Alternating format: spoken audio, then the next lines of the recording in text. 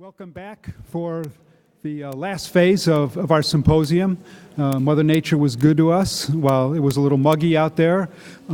We only had a few drops of rain to worry about, which was good. We even saw that the Union won the battle, so history was properly reenacted. Our final speaker is now regarded as the master of the Vicksburg campaign. I guess we could say that you've replaced Ed Bars as... Nobody replaces it. That's a modest way to put it, but in terms of volume of Professor Michael Ballard's work on Vicksburg and the quality of it really has made him the master of that subject. He comes to it somewhat naturally. He was born and raised in Louisville, Mississippi, which was a town that was, shall we say, visited during the Vicksburg campaign by Benjamin Gearson and 900 Union cavalrymen as part of Grant's diversionary campaign against Vicksburg. Michael Ballard is a true son of Mississippi. Received his bachelor's degree at Mississippi State University, his master's degree at Mississippi State University, his PhD at Mississippi State University, and he has worked there for the past 3 decades as well. And I thought I was the only person who only could get a job at the place where they went to school, but Michael, you went ahead and shown that it's a good strategy. When you find such a loyal son is he of Mississippi State University. He's even the official historian of the university with his volume, the White and Crimson. Oh. Maroon and white. Maroon and, oh, thank you, the maroon and white. But he is Yankee enough to be welcome here in our midst, of course, not in the least part because he's a distinguished biographer of Ulysses S. Grant's military career and how Yankee can you get, associate editor of the U.S. Grant Papers. Michael, thank you so much for joining us today.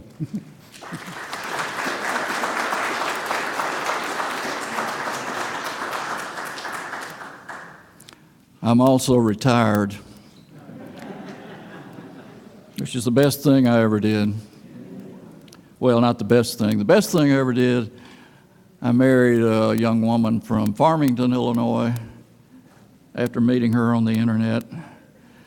She was going to be here today, but she had her left knee replaced back in June, and she was not quite ready for this trip. But she's got relatives out in St. Charles, Peoria, and Farmington, of course. And I think the best deal I got out of that was I inherited 3 granddaughters who are all terrific. And the middle one is a big Abe Lincoln fan, as am I. And I know I'm not supposed to say that since I'm from Mississippi, but you wouldn't believe the kind of stuff I have to put up with down there. Well, maybe you would. But when they ask me questions like, why Grant, why Lincoln, I just remind them that my dad fought in World War II, he was in a tank battalion, fought in North Africa, fought in Italy. At Anzio, he lost most of his right hand. And I just say, well, he didn't do that for the Confederacy, he did it for the United States. And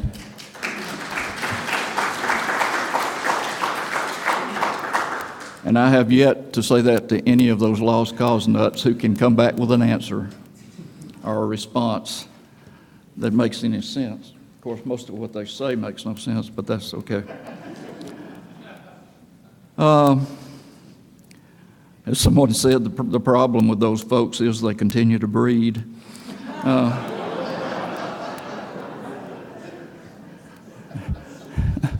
I feel the same way, unfortunately. Yeah.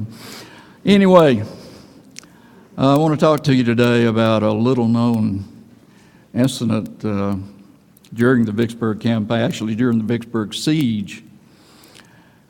It's a long story, and I'll get into some of it about how I became aware of this incident. I can warn you up front that some of it is pretty sickening. Some of the language is It's not profane, but it is certainly not politically correct and not the kind of language we would want to hear today. Like a certain lady who cooks in South Carolina. If you don't know about that, that's okay too. During the Vicksburg campaign of 1863, Milliken's Bend, by the way, you see, I've seen him so much. After we got his papers from Carbondale, people keep asking me, how could you steal Grant's papers from Illinois? I have to remind them they didn't belong to Illinois. They belong to the U.S. Grant Association, who can pretty well take them anywhere they want. And they chose Mississippi, which was as shocking to us as certainly me. But I will be mentioning Grant. What we're going to be talking about is Milliken's Bend. And if you will look, Vicksburg, right where my finger's pointing, Milliken's Bend, if you follow the river, is right up there. It's not real clear, but follow the river straight on up there, you'll see Milliken's Bend. If your eyes are better than mine, maybe you can see it more clearly. Up here? Yeah, that's Milliken's Bend. And I wanted you to see the proximity to Vicksburg, and which will explain why it mattered. Milliken's Bend was one of Major General U.S. Grant's supply depots on the Louisiana side of the Mississippi River, northwest of Vicksburg. It was named after John Milliken, a prominent planter. It was a broad, flat land that provided opportunities for troop camps and for defensive positions to be built. Prior to Grant leading his army on April 30th into the inland campaign in Mississippi that led to the capture of Vicksburg, the most prominent obstacle to Union control of the Mississippi. And this is when he had been establishing these places for a while, but he couldn't decide what to do. So on April 30th, he crossed below Vicksburg and moved into Mississippi. And I'm sorry I have to leave out so much context here, but you just have to read my books.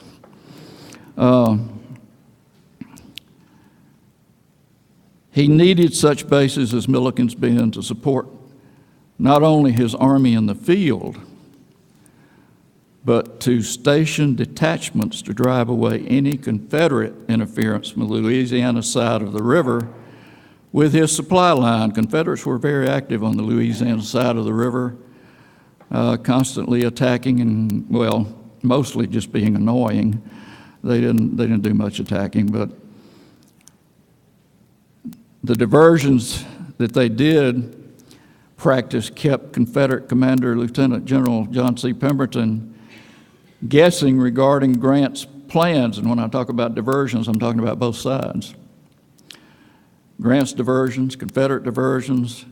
John C. Pemberton was not qualified nor able to lead an army in this kind of campaign. He never had, and once this campaign's over, he never would again.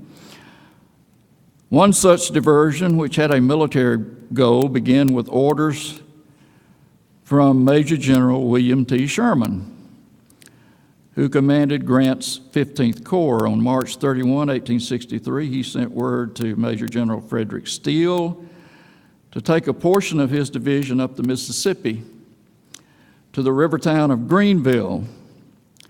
From that point, Steele was to march south to Deer Creek, a Confederate supply route constantly patrolled by detachments from Pemberton's cavalry. Steele's expedition accomplished mainly the destruction of potential Confederate supplies and spreading hatred among local citizens whose homes and personal property were raided and are destroyed. Steele remained in Greenville until April 22nd, 9 days before Grant won his first inland victory at Port Gibson, Mississippi. Then Steele received word to come back downriver to rejoin Sherman's corps.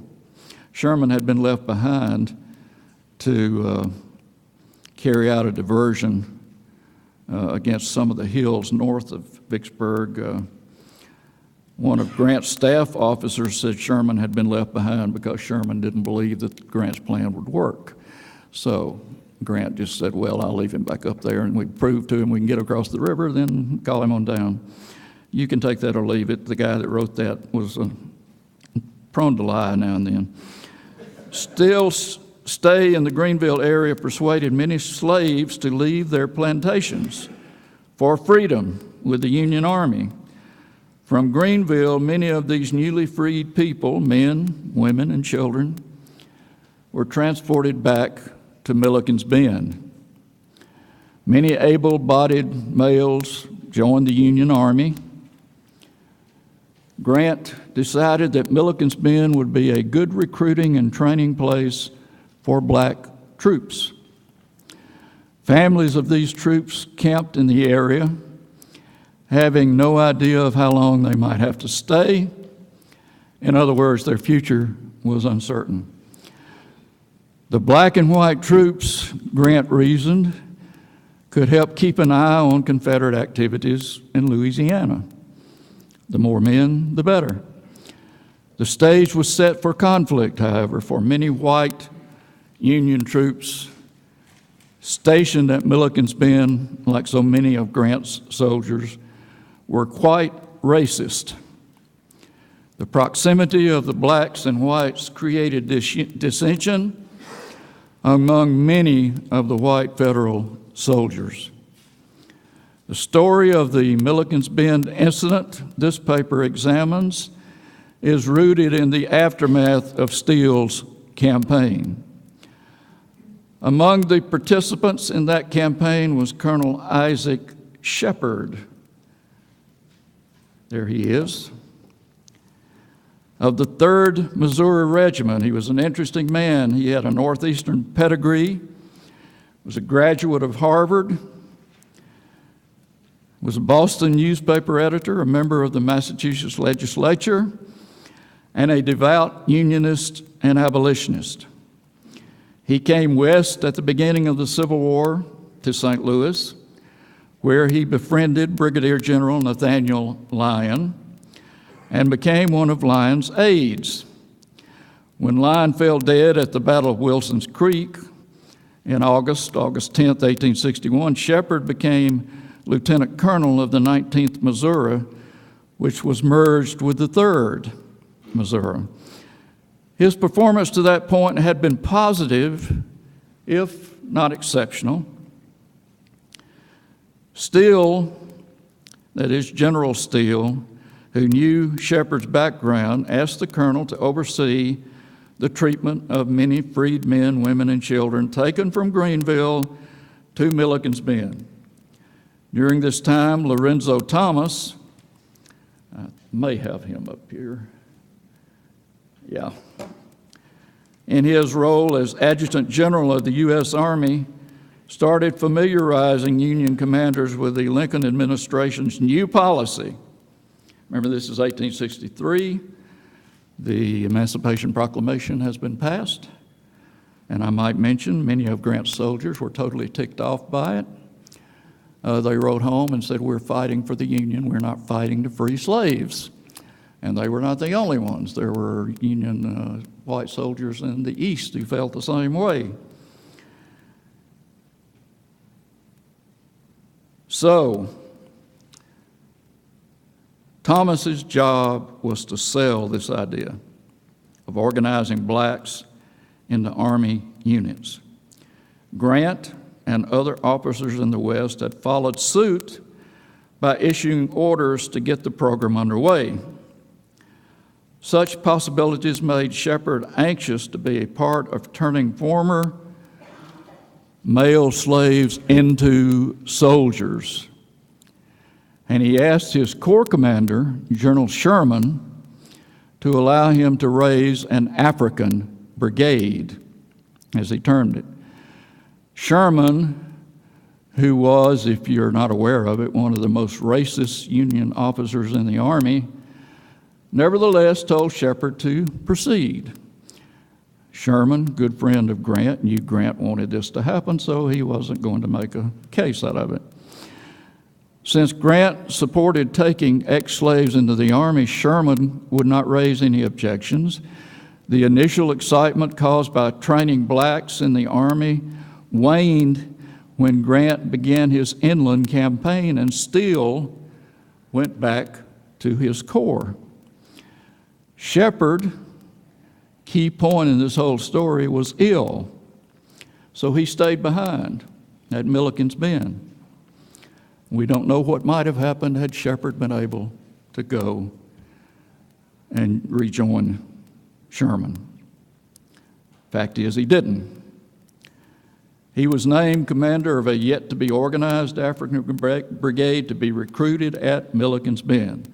On April 22nd, Grant had issued General Orders number 25, and this was before the invasion of Mississippi, which stated that all his officers must do whatever was required to facilitate the recruitment and training of black soldiers. Further, officers must stifle prejudices among the white troops, which Grant certainly knew existed, and were at times very transparent. This order would have had as much validity as if it had been turned into a paper airplane and flown into the wind. It didn't do anything. Shepard immediately saw that Grant's admonition to reduce bigotry had had no impact on the white soldiers, especially those at Milliken's Bend. His recruiting efforts brought scorn and hostility from Union troops stationed there. Shepard noticed that blacks at Milliken's Bend, including women and children, were many suffering from varying illnesses. Stomach ailments were a big problem during the entirety of the Vicksburg campaign. I think it had a lot to do with bad water.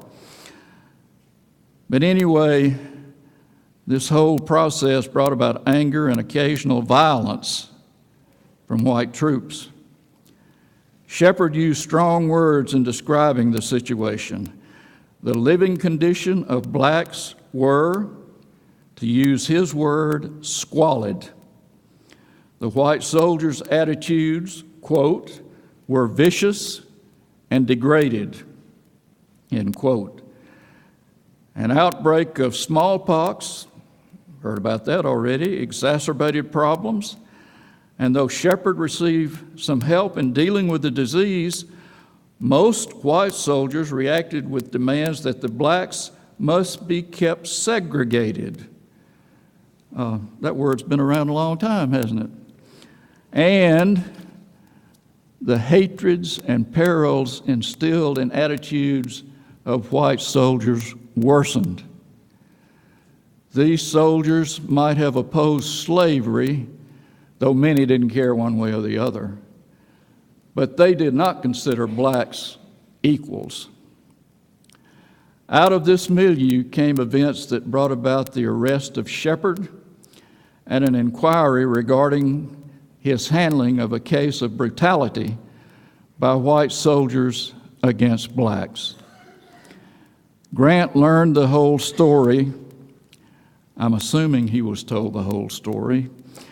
He never commented on it. And he certainly understood that while something must be done to deal with what happened, occurrences at Milliken's Bend must not become national headlines. Neither he nor Lincoln could risk the backlash, and how much Lincoln knew or never knew about what happened is unclear. Edwin Stanton knew, but Edwin Stanton was the J. Edgar Hoover of his generation. And if he didn't want something passed on, it didn't get passed on. So I don't know how much Lincoln knew about the specifics. A court of inquiry illuminated Shepard's situation and underscored the broad range of bigotry and violence that invested the Milliken's Bend area and how white violence extended beyond civilian freed slaves to black troops.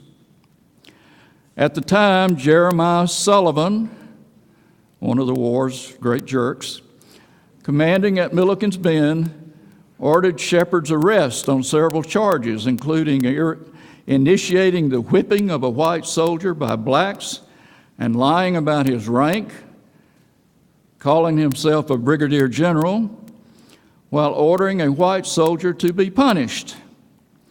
Like most white soldiers, Sullivan found Shepard's activities among blacks appalling and intended to use any opening to put Shepard out of business. There is no evidence that Sullivan ordered an investigation before having Shepard arrested. Sullivan had no interest in finding out how blacks had been treated, only in punishing Shepard for his response. Shepard asked for an inquiry which convened on board the steamer America on June 4th. The siege had begun, in fact, on May 22nd or 23rd. I know that's not what a lot of people say, but that's the day that Grant gives when the regular siege started was May the 23rd. This was 2 days before Grant left on a short-lived trip up the Yazoo River. This was the famous trip where he supposedly got so roaring drunk. And if you buy my new book, and I'm not above publicizing my new book, Grant at Vicksburg, the General in the Siege, there's a whole chapter on that one incident, and the name of it is River of Lies. Grant's top priority was conducting the siege, and he was particularly concerned about perceived threats Confederate General Joseph E. Johnston's army posed to the rear of his army. He need not have been, but he didn't know that. The story of racial cruelty and injustice unfolded when the Court of Inquiry proceedings began on June 4th. Shepard related his version of what had happened, and he called several witnesses to back him up. Shepard indicated that a Private John O'Brien, Company A, 10th Illinois Cavalry, I hope nobody here is related to him. I just thought about that coming up here, had attacked a young black man. O'Brien and another unnamed soldier from Company A had wandered through the 1st Mississippi Colored Troops Camp very late on a Saturday night. The two Illinoisans, thoroughly inebriated, roaring drunk, in fact, tied a black soldier to a tree and kicked him a number of times. Then they went on to a, quote, shanty, unquote, close by, and attacked 2 black women, one of the soldiers carrying a hatchet that was, quoting, that was fortunately wrestled from the brute and thrown away, end quote. It is not clear who took the hatchet from the drunken soldier unless it was O'Brien's comrade, who did not want to cross that line, not with a woman anyway.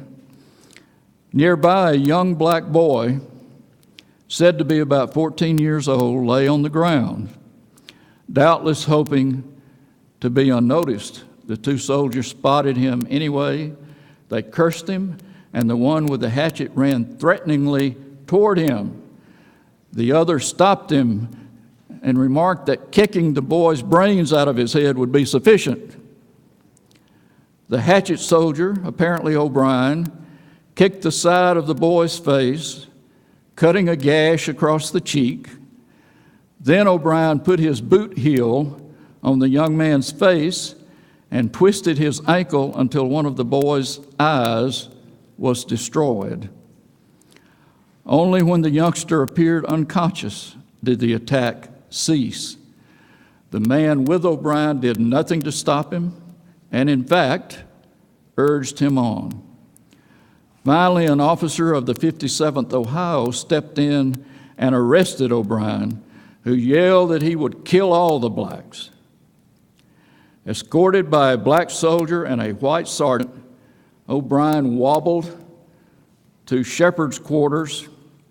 His victim, the young boy, remarkably able to walk now, followed along. Shepard listened to an account of what had happened, and he was unable to get O'Brien to reveal the name of his drinking buddy, who apparently had slipped away during the excitement. Shepard ordered the sergeant to take O'Brien to his camp, but he had no intention of letting O'Brien escape punishment.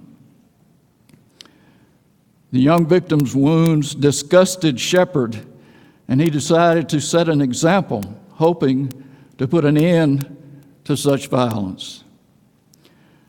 Shepard testified, quoting, "I told the sergeant under his direction to let 4 of 5 black soldiers flagellate him and to tie him up. O'Brien was whipped, though most witnesses said it amounted to very little, certainly mild compared to the nature of O'Brien's assault on the teenager. Shepard, in fact, made sure the whipping did not go very far. He wanted to set an example, not to start a riot among the white soldiers." Shepard realized that how he went about doing all these things put him on a spot among the rest of the white soldiers there. Shepard said, quote, "The whipping was slight, but the point I wished to make was gained, that the blacks ought to punish their own wrongs, and that was all I desired," end quote. The whips apparently were little more than thin, small limbs of berry bushes, though O'Brien insisted they consisted of very large tree limbs. One witness said if O'Brien had bruises of a serious nature, they more than likely occurred after he was untied and fell back against the tree.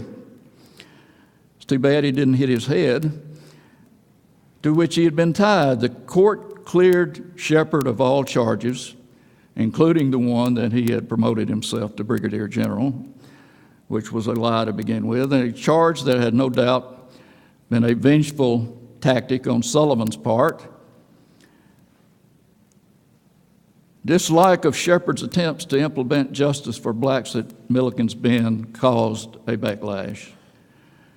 Shepard resumed his command, and Grant stepped in to be sure the transcript of the inquiry not be published. The complete transcript included much more than the O'Brien incident. Former slaves and some white soldiers testified about the race-based atrocities that had been going on at Milliken's Bend that seemed, in fact, up to that point, it seemed rather common. Fortunately, a complete typed copy of the transcript of the hearings is located at the University of California at Santa Barbara Library. I know you wouldn't expect to find it there. It was purchased from unnamed sources. I emailed them and asked them what sources, and they ignored me, so I assume they couldn't provide that information.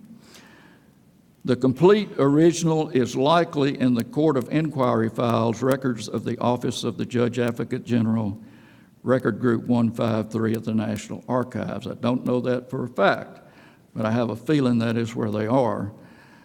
I have seen information related to the case cited from that source. The discovery of the typescript at Santa Barbara has done much to bring the story to light. It was shared with me by a student at TCU, a graduate student who has completed his dissertation but has not yet published it.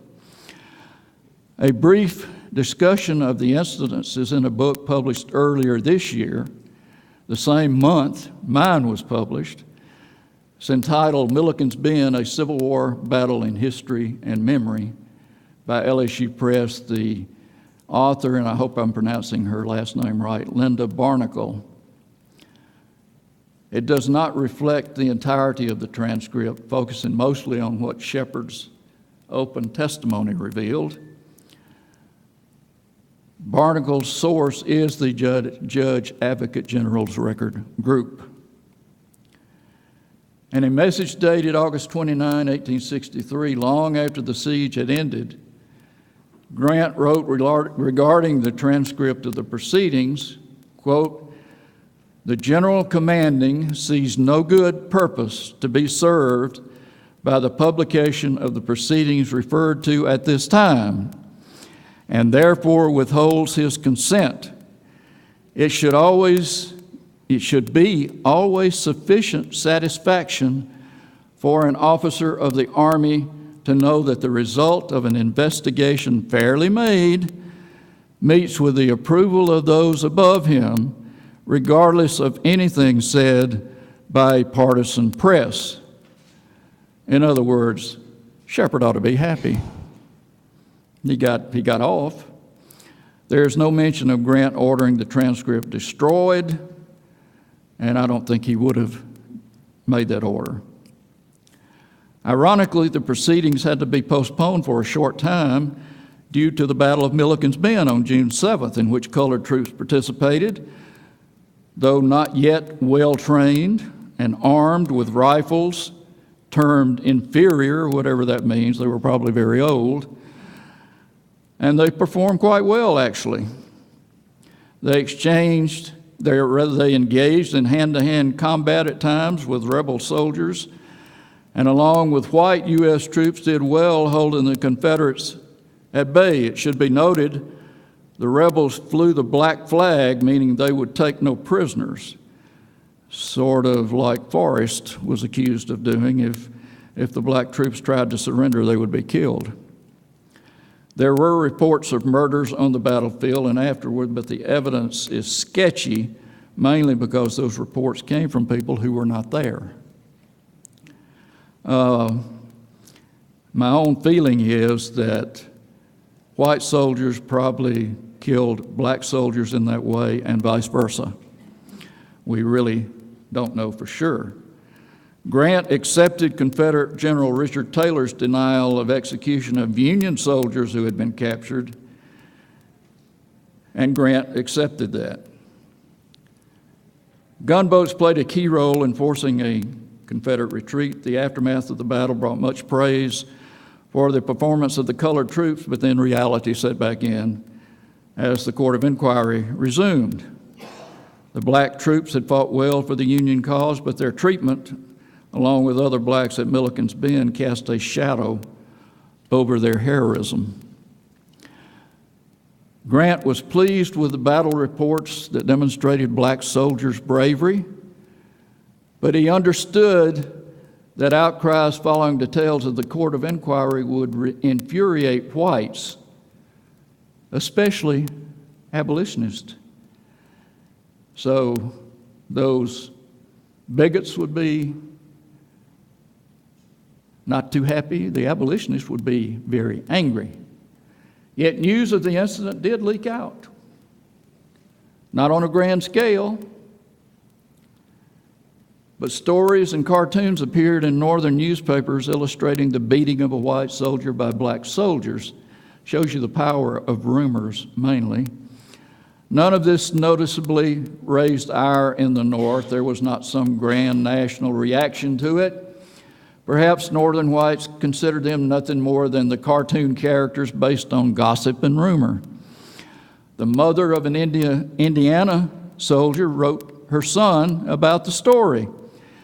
He responded that no black man had whipped a white one. He said he knew one black had cursed a white soldier in the 124th Illinois, and the soldier walked into his tent, grabbed his rifle, and shot the black man dead. And this is that same soldier writing, a, quote, nigger, unquote, did not stand a chance in the department, so his mother should not believe what she heard. Shepard believed that if all the facts were made public, such anti-black reactions would be changed or at least become more temperate. Yet the reverse might have happened, and Grant had no intention of gambling on what direction reactions might take. He understood that what happened at Milliken's Bend was a logical outgrowth of the racism that permeated his army and had for many months. He could not afford to get bogged down with this issue. Why? The siege came first. That was the bottom line with Grant. He had to take Vicksburg first before he could be bothered with anything else, no matter how bad it might be. On July 11th, after the fall of Vicksburg, Grant had to take time to address the Milliken's Bend story in a letter to Lorenzo Thomas, our friend who's waiting patiently up there. Thomas mentioned in a June 26 message to Grant that he had meant to recommend Shepard's promotion to Brigadier General to command the 1st Mississippi Black Troops. Thomas had heard that Shepard, quote, is in serious difficulty. Will you inform me its nature and whether it should prevent his advancement, end quote. Grant responded very carefully. He told Thomas that he had ordered an informal investigation into the Shepard matter, resulting in the clearing of Shepard and allowing him to resume his duties. Grant sent Thomas the transcript of the inquiry. Did he send the full transcript? We have to assume so, since we don't know anything to make it seem that he didn't. We just don't know.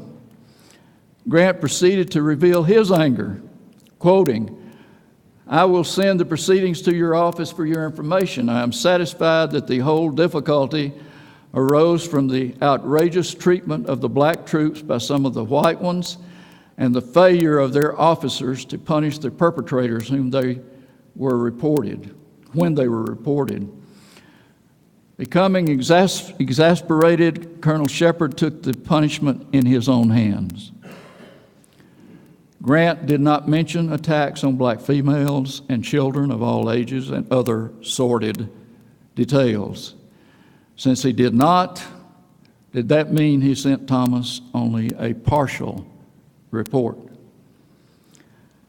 Thomas investigated the matter personally and perhaps learned more than Grant had revealed. On October 5th, he wired Secretary of War Edwin Stanton, detailing Shepard's background in the black troops' organizational period. He personally thought Shepard had done a fine job and he would have recommended Shepard for promotion already. But while in Washington, Thomas had heard that Shepard had ordered the whipping of a white soldier by blacks, quote, which caused great indignation against him in the Army here. A little bit of bigotry in the headquarters at Washington.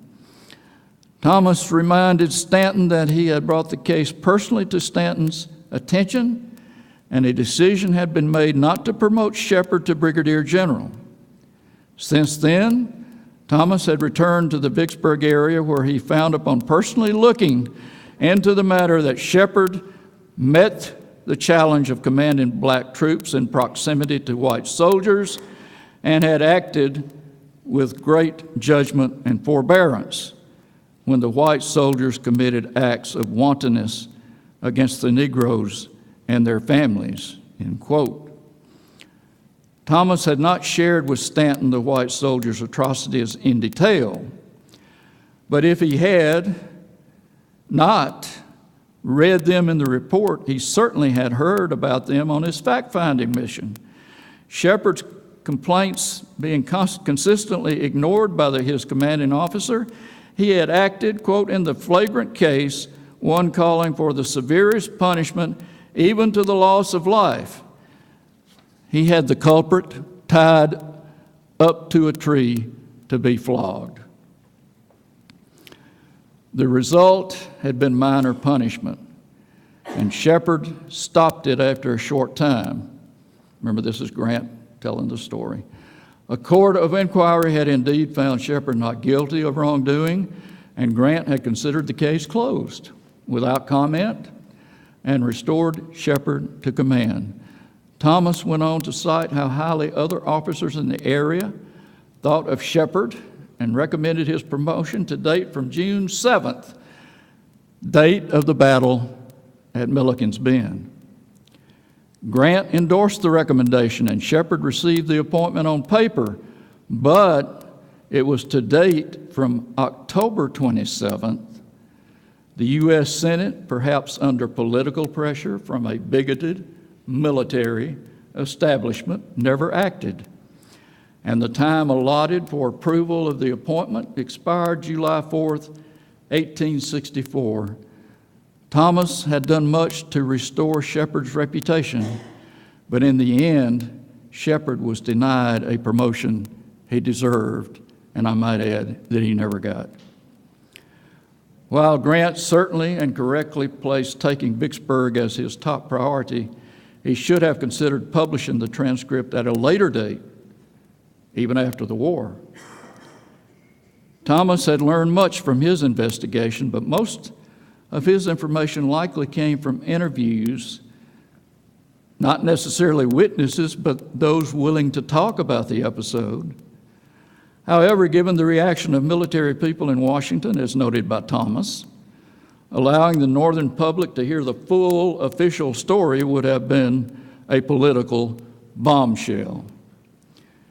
If Grant had not tried to suppress this transcribed story, the Lincoln administration, not necessarily Lincoln himself, but his administration almost certainly would have. The testimony given during the hearing demonstrated the atmosphere of violence and criminal acts that characterized the actions of many white soldiers at Milliken's Bend. One witness, a government commissioner assigned to observe the treatment of blacks, elaborated on the seemingly never-ending conflict between black and white soldiers. Quoting the commissioner, "The blacks are continually attacked," he noted, but he said in spite of these circumstances, black soldiers had, as far as he knew, acted subordinate to whites.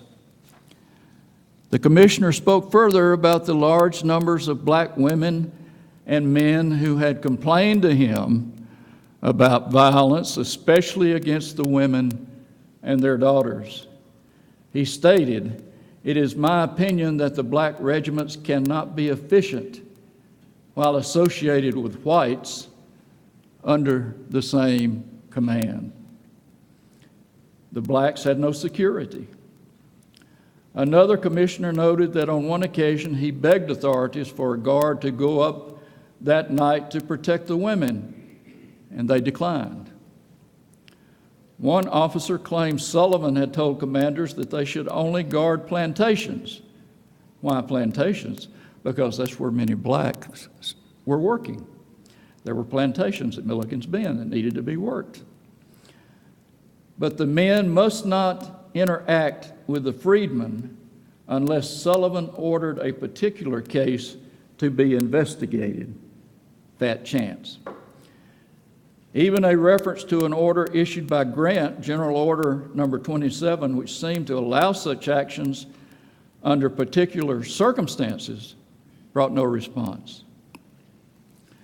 The president of the commissioners for leasing abandoned plantations testified, quote, "I would state generally that outrages against the Negroes by white soldiers appear to be little noticed or attended to when complaints are made to commanding officers, so that I do not pretend, except in very heinous instances, to report them. The planters generally inform me that they are treated with ridicule when their complaints are entered. I know of no case where grievances have been redressed." Nothing else was done with O'Brien either, I might add. Complaints by black women that their daughters were being raped by white soldiers became commonplace. And the rapes that often took place while mothers were forced to watch. In fact, many of the mothers were the next victims. No doubt many of the mothers didn't know what to do, how to handle this. What could they do? They had no protection. Attacks on black men also became common, and the attackers needed no provocation. A white officer of the 1st Mississippi Infantry, African Descent Corps, reported that when he ordered the arrest of 5 white soldiers for rape, they did not deny their actions, commenting, and I am quoting, "They are only niggers," end quote. Confederate soldier couldn't have said it better. The provost marshal released all 5 the next day. Murder was rare, happened infrequently, but it did happen, and whites who committed the acts were not punished. As for Shepard, the O'Brien incident endangered him, not O'Brien, but Shepard, for reactions by white soldiers were predictably harsh. He received many death threats, some very openly. There is no record that Grant made any effort to protect Shepard. The affair did seem to make white officers of the 10th Illinois Cavalry more aware of the problem of controlling their men. They thwarted any mass attacks by their men on black camps, but incidents still occurred. One drunken soldier who brought terror to an entire family was said to have remarked, quoting, "You damn niggers think you are free, and you are not as well off as you were with the secesh," end quote. The blacks who endured the unspeakable at Milliken's Bend must have shared that thought. Certainly, if this was a place of freedom, they found the price of that freedom was very high and disgracefully demeaning. Shepard did manage to break one barrier during the course of the inquiry, and this is one that kind of slips by if you blink. The fact that black men and women were allowed to testify at this court of inquiry signified a step forward in military and American jurisprudence. I don't know that it had ever happened before, maybe.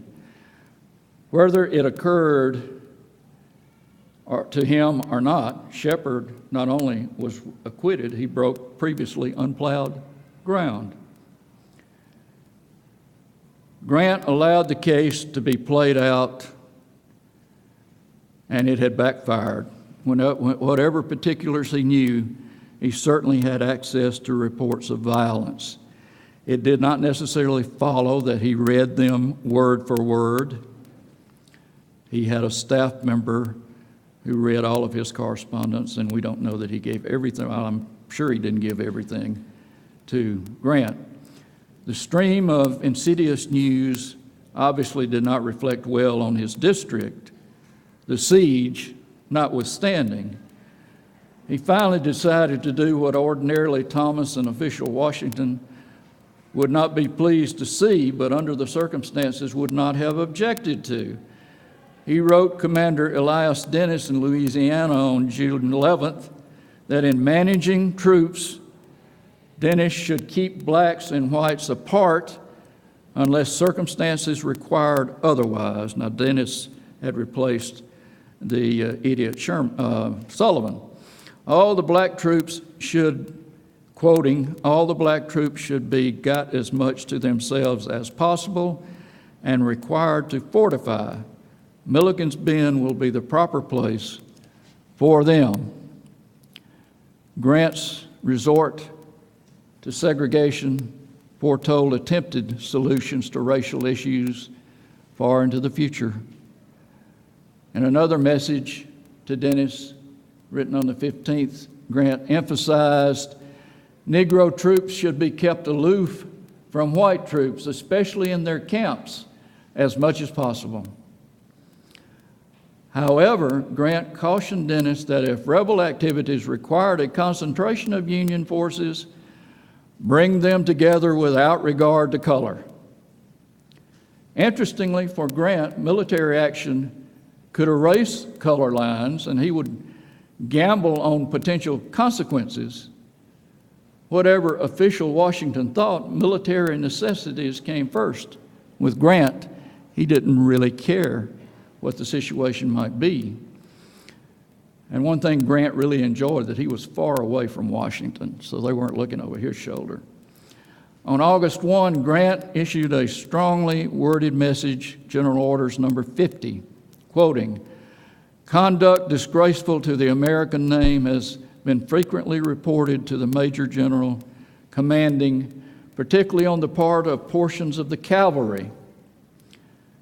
Hereafter, if the guilty parties cannot be reached, the commanders of regiments and detachments will be held responsible, and those who prove themselves unequal to the task of preserving discipline in their commands will be promptly reported to the War Department for muster out.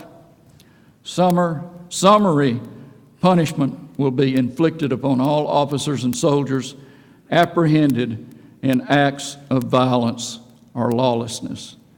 This was a clear reaction, as far as I'm concerned, to Milliken's Bend, because Grant had mentioned what? Cavalry. Making such a statement was noble. Enforcement continued to be a problem.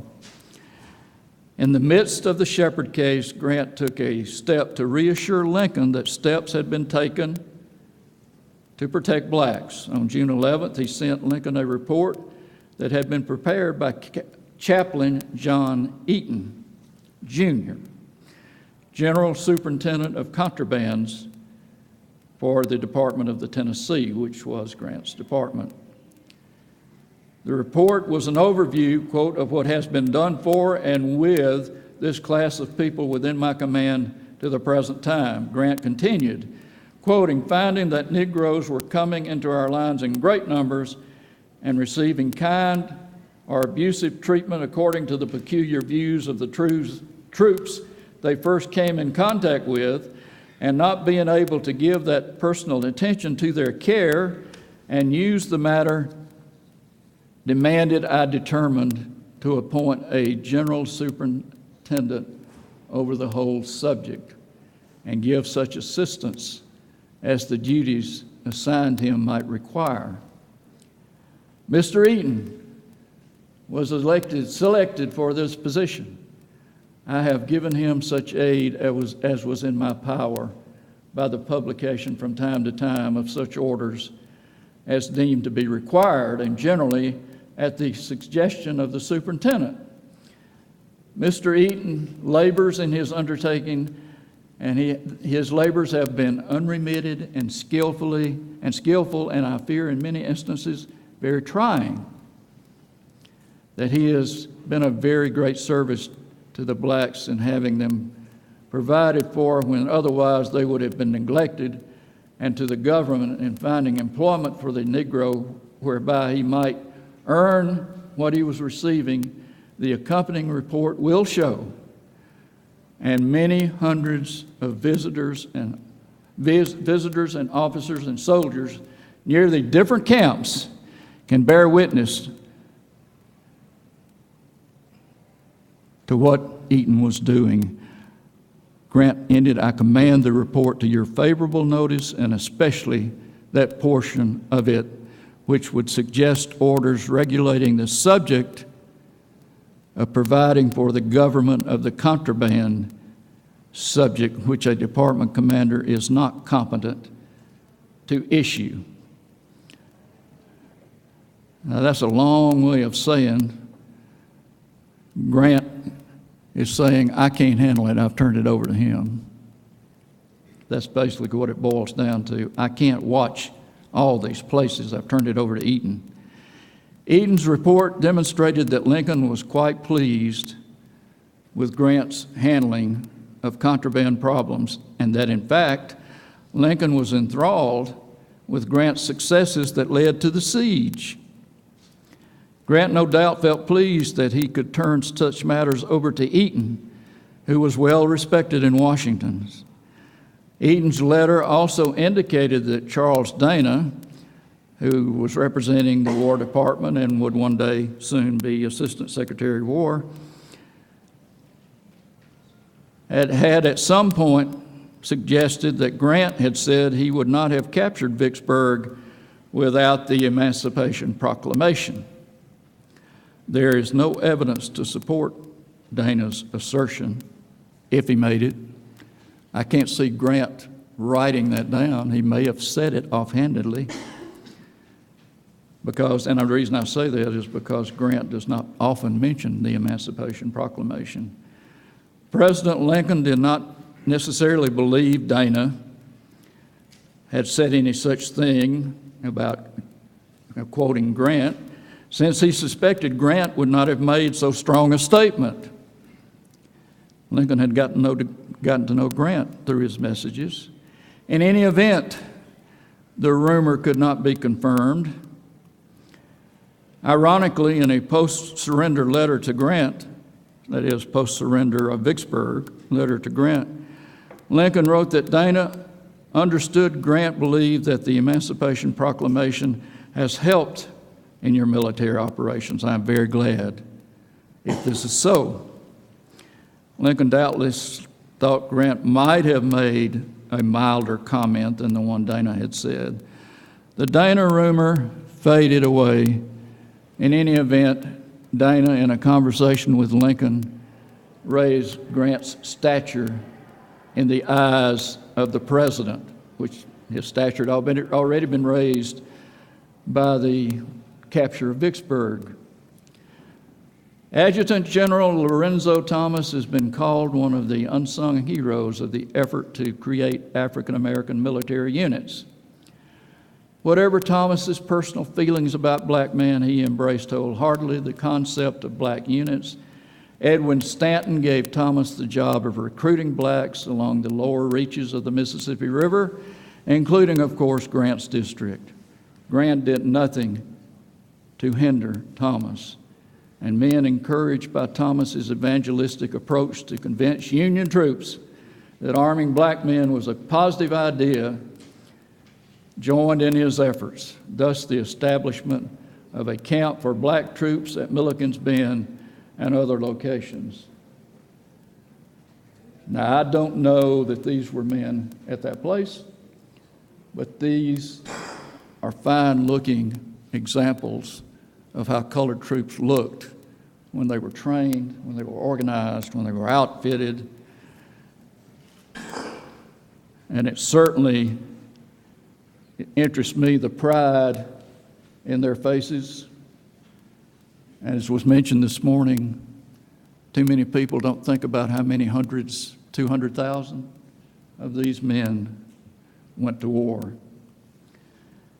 After capturing Vicksburg, Grant worked with Thomas to recruit and organize black troops. Black regiments played important roles in securing the western theater of the war that encompassed Alabama, Mississippi, and Louisiana. And in the book, I mention all the many regiments that Grant authorized and helped to fill. The siege had led to Union officers to use black labor for digging of earthworks, and they had shifted black laborers and their families around like so many herds of cattle. And again, this is elaborated on in the chapter from which this material is taken. Yet Grant made up for all his negative racial issues that occurred during the siege with his strong support for the use of colored troops. The experiences of freed blacks during the siege, and indeed throughout the war, made many of them aware that they faced a long struggle to be truly free. Bigotry was not unique to the South, and the attitudes of many of Grant's soldiers were all too typical of racism among soldiers and civilians in the North. As for Isaac Shepard, he went on to command a brigade of black troops in Tennessee, but he saw little combat experience. He remained devoted to the cultivation of colored regiments and did not let the blocking of his promotion affect his devotion to the Union and fair treatment of blacks. After the war, he lived in Missouri, where for a time he was Adjutant General of the state, and he also held diplomatic posts in China. He was an active Republican, an active member of the Grand Army of the Republic, and a newspaper editor. Shepard eventually returned to his native state of Massachusetts, where he died in 1889 at the age of 73. Let's go back to him.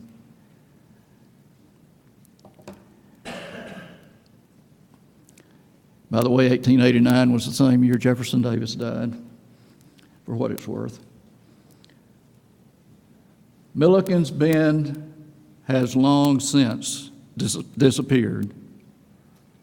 So if you want to see Milliken's Bend, you would have to have scuba gear and get under the Mississippi River, which wiped it out in the late 1800s, early 1900s. So it doesn't exist anymore, and the Mississippi is like that, especially on the Louisiana side of the river, which is very low. It's wiped out a lot of Civil War sites. Since then, some silt has settled on the former Civil War site. But the bend, as it looked in 1863, is forever gone. Some Louisiana roads can take you close to where it was, get you a map, and there is an historical marker citing the Battle of Milliken's Bend. There is no marker telling the story of Isaac Shepard and his fight for justice for freedmen there. There should be. Thank you very much.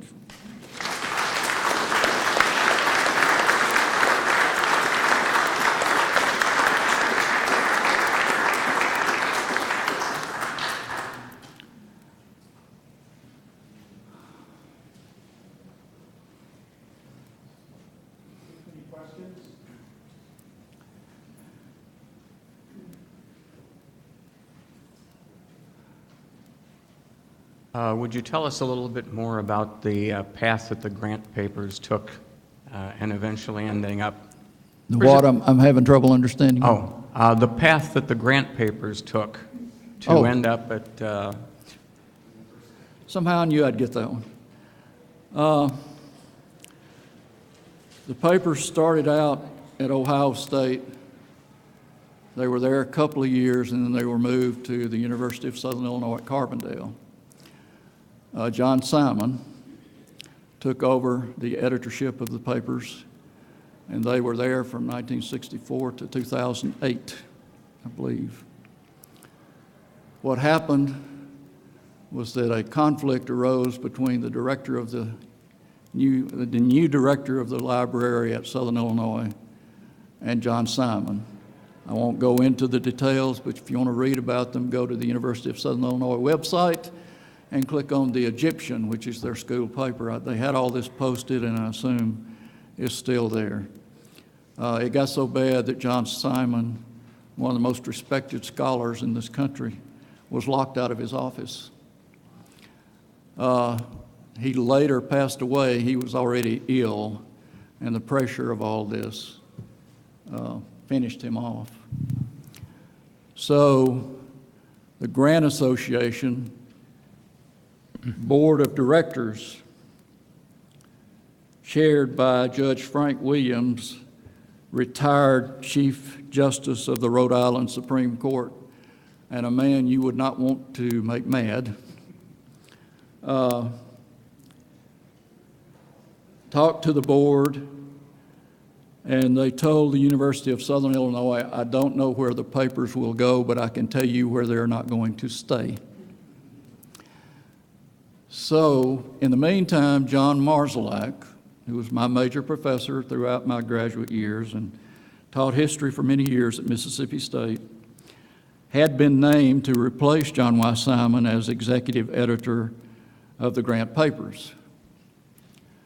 Now, you might think that's a connection there, that made it sure that we were going to get them. That was not the case. There were about 3 other libraries that wanted them. Judge Williams and the board of directors visited those places, talked to them. They didn't like what they heard about what plans these places had for the papers. I don't know all that went on. I was not a party to any of that. I do remember I went to work one day and Marzalac was down in the office, and he said, "You know, we just might get those Grant papers." And I think that was in September. I said, "Yeah, it might snow 6 feet tomorrow too, but it's not likely." Obviously, he knew more than I did.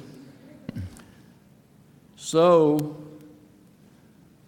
as he told it to me later, he and Judge Williams, who had become very good friends, were sitting around talking about the situation and the other library offers and why they hadn't panned out. In fact, one of them made Frank pretty mad.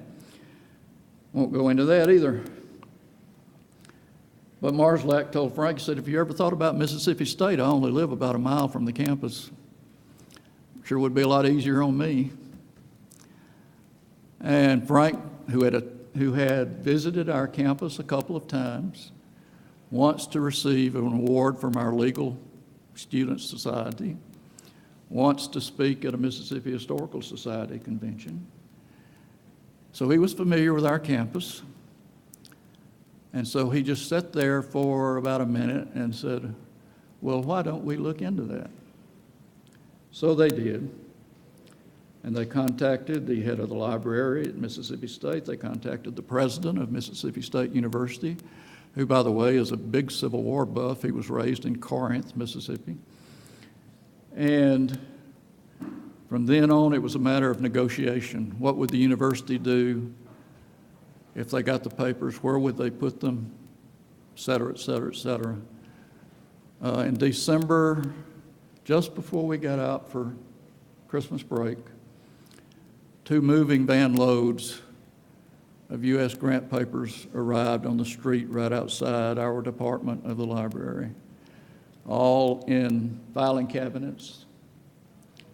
Later, I convinced Marzalac that I would rather deal with filing cabinets than hundreds of boxes, so we bought the filing cabinets from the University of Southern Illinois.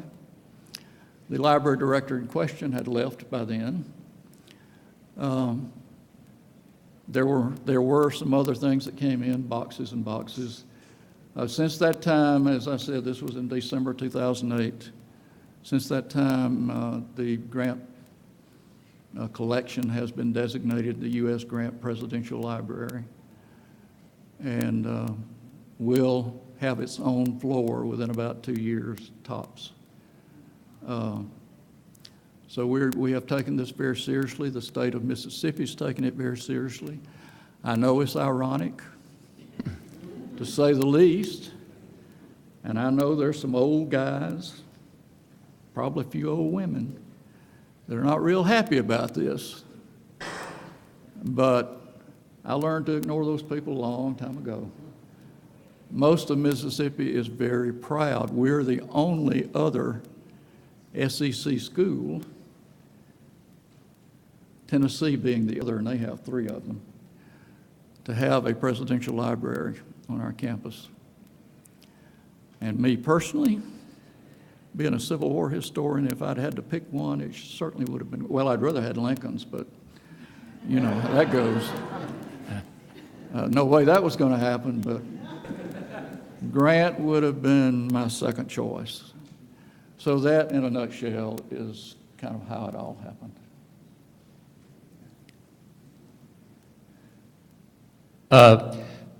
considering your association with the U.S. Grant Presidential Library, do you have any comment about a book that was recently published called General Grant and the Rewriting of History by Frank Varney? Well, as I reminded you at the beginning, I am retired, so I'm no longer affiliated with it. I know about that book. I have not read it, so I can't comment on it. I have found in my own research regarding the IUCA campaign, I don't know if you're familiar with that, where he did kind of shaft William Rosecrans a little bit. Rosecrans was guilty of some neglect on his part, but Grant put too much blame on him. As far as the other aspects of it, until I read the book, I really won't have a comment on it. I have one comment and a question. There's an excellent new book that has come out in the last year called Freedom by the Sword by the U.S. Army War College on the history of the United States colored troops. Very excellent book. Given that Grant was present during the formation of these troops in Mississippi under Lorenzo Thomas during the Vicksburg campaign, can you comment on why there was a dearth of these troops in 1864 in Grant's Army other than the division attached to Burnside's Corps? My next book will be Grant in Virginia, and as soon as I get done with it, I'll call you and tell you.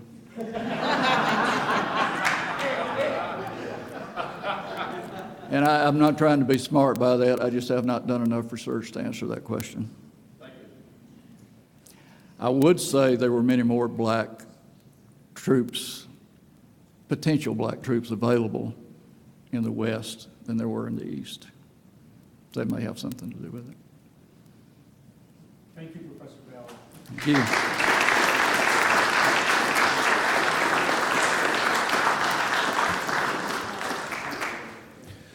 So our title today was 1863, The Tide Turns.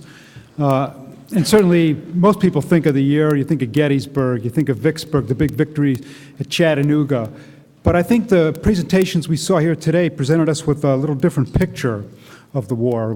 Part of the war that was maybe a little familiar to us, with issues of gun control, of federal social spending, of racial issues, and even the government reading people's mail.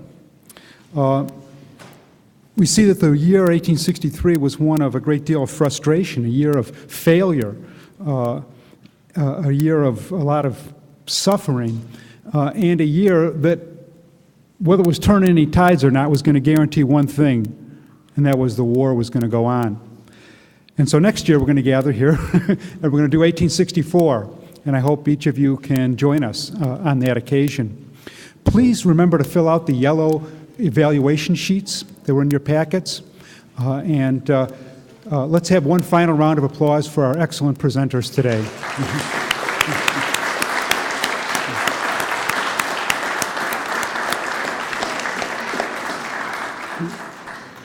Could you give us a brief explanation of the pictures of the soldiers behind you there? Oh, the mural behind you is a picture of General Pershing and the United States military command that was part of the Expeditionary Force from 1917 to 1918. Okay, and that one you saying? Well, these are just representative pictures of men and women who served in the 1st Infantry Division. Okay. Could the speakers come up for a photograph before we all depart today? Thank you.